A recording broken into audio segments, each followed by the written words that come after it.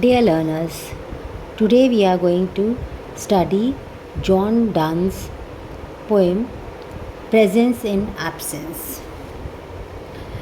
As we all know that John Donne was a metaphysical poet of the 17th century, and in this poem Presence in Absence, Donne uses his metaphysical conceits to express his metaphysical love for Anne as he leaves for one of his business trips. He is going for his business trips and he would be separated physically from his beloved. For this poem, Presence in Absence, the title very much can define the entire tone of the poem itself. That presence means being in one place, and absence means not being there. So, presence and absence means his beloved Anne is very much present with him in his absence. This is one of the best amorous poem of John Donne, celebrating the immortality of metaphysical love, which is beyond peace, which is beyond time, beyond death, beyond place. Amorous poems means strongly moved by love, and especially sexual love.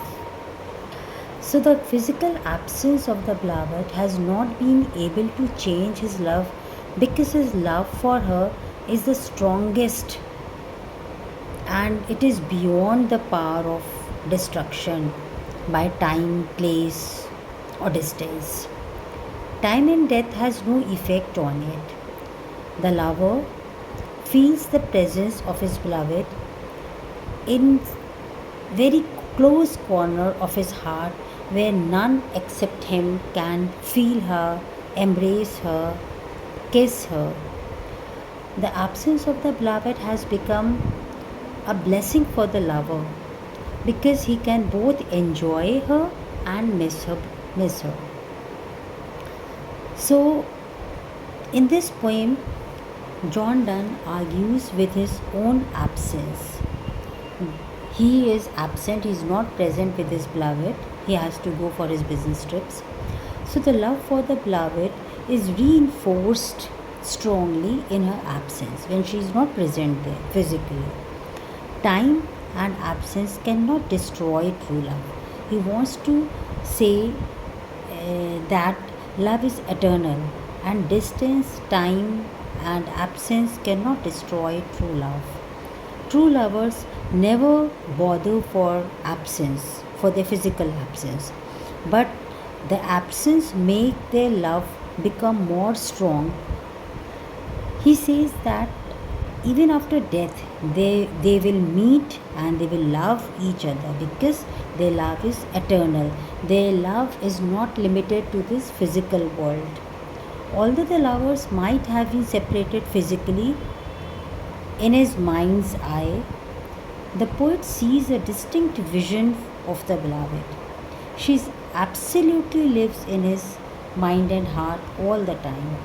It can be possible in her absence because it is true love. This can only be possible, this strong feeling for the eternal presence of his love can only be possible because it is true love. So, this poem consists of 3 stanzas, and each stanza has 6 lines. In each stanza, the first line rhymes with the fourth, the second with the third, and the fifth line with the sixth one. So, the rhyme pattern of each stanza is like A, B, B, A, C, C. A, B, B, A, C, C. This is the rhyme pattern of the lines. John Donne begins this poem with an address to absence. He addresses the absence of his beloved, treating as a personified entity. Personified entity means something that has a separate and distinct existence and objective or a conceptual reality. His use of personification and apostrophe in this poem is very effective. It makes the poem very effective. The poet illustrates his philosophy of love by using contradictions and paradoxes like the very title itself, presence in absence. And he expresses his belief in the metaphysical love which is untouched by time and death. Then in this poem, John Donne says that he argues with his own absence. He uses his words to express his metaphysical love for Anne as he leaves for his business trips, and this love for his beloved is reinforced, becomes more strong in her absence.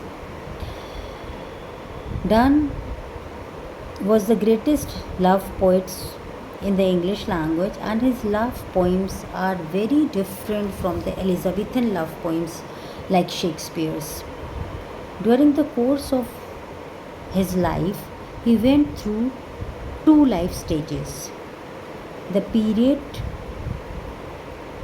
where he was, you can say, wild, fun-loving man, and the second where he was well-known, respected man of the church, making him quite the opposite of his former years. Like when he was young, he was very wild, fun-loving person, but as he advanced in his age, he became mature and he became a very grave, respected person who became or who treated his love spiritually. Donne was the most renowned for his metaphysical poetry. Metaphysical simply means beyond the ordinary, beyond this physical world, beyond this world of reality. John uses this method of poetry to express his love for his wife Anne. Anne was his wife, whom he considered as his beloved. John believed that his relationship with Anne had a love that was beyond all simple lovers, simply meaning that their love was beyond anything anyone under the moon would ever experience. In this poem, he uses his words to express his metaphysical love for Anne as he moves on to one of his business trips. In this poem, Presence in Absence, the title can define the entire tone of the poem. Presence meaning being in one place, and absence meaning being somewhere else or not being present there. The thought of being in one place but subconsciously being in another brings about the thought of metaphysical. This is the very thing which makes it metaphysical. In the first stanza, which goes like, Absence, hear thou my protestation against thy strength, distance and length. Do what thou canst for alternation. For hearts of truest metal, absence doth join and time doth settle. Here, in this first stanza, John argues with his own absence. Absence, hear thou my protestation against my strength, distance and length, is stating for absence to hear his protests and listen to reason against his strength and his distance he is traveling. John wants his absence to hear his cries of protest, but John knows that time will settle any wounds that arise from his leaving. The lover separated from his beloved on account of a physical absence caused by death. Absence here thou my protestation against thy strength, distance and length. Here he means that the lover who is separated from his beloved on account of a physical absence caused by death. Absence that is caused by death. But he firmly believes that the strength, distance, and length of a physical absence cannot change their love because it is true. It is true love and strong, and it is beyond time, place, and death.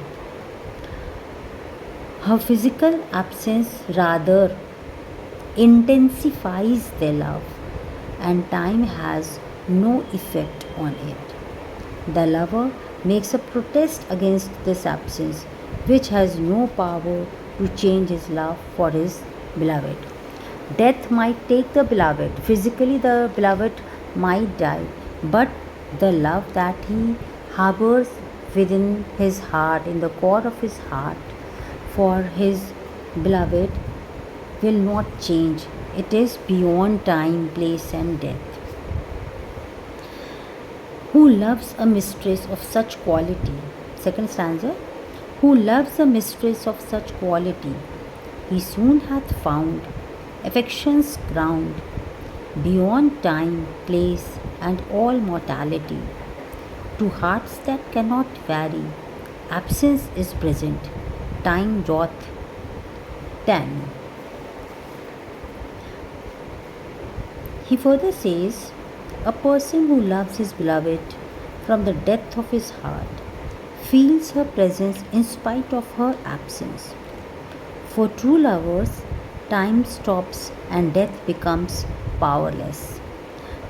Time cannot separate true lovers, and death becomes powerless because death can only take away the physical body of the beloved. The love that the poet harbors in his heart cannot be taken away. Death doesn't have any power to snatch away or take away or deprive him of his love for his beloved. The physical absence of the beloved rather intensifies his love for her. Their love, in fact, is metaphysical. Metaphysical means it is timeless, it is deathless, it is beyond time, place, and distance.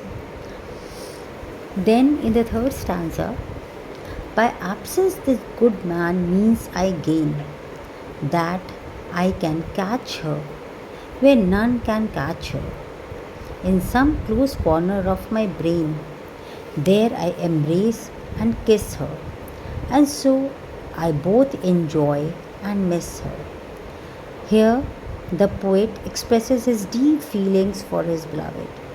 The physical absence and separation of his beloved has proved good for him because now he can see her presence in his mind's eye at any time, at any place, unseen and unwatchful by anybody, any person of this physical world. He can see her, feel her in his mind's eye anytime. He can feel his love. She exits there where nobody except him can reach her, catch her, touch her, embrace her, and kiss her. His beloved lives even after her death in some close corner of his brain where nobody except him has got an entry. Thus, he enjoys her presence in the bottom of his heart in spite of her physical absence and separation. So, this is what the poet feels for his beloved, for the love that he harbors for his beloved. The poet expresses his deep feelings for his beloved. The thoughts are very impressive. The poet has used the language which is very simple, the style is good, And the poet, when he addresses his protest to absence, is personified. So personification has been used. John Donne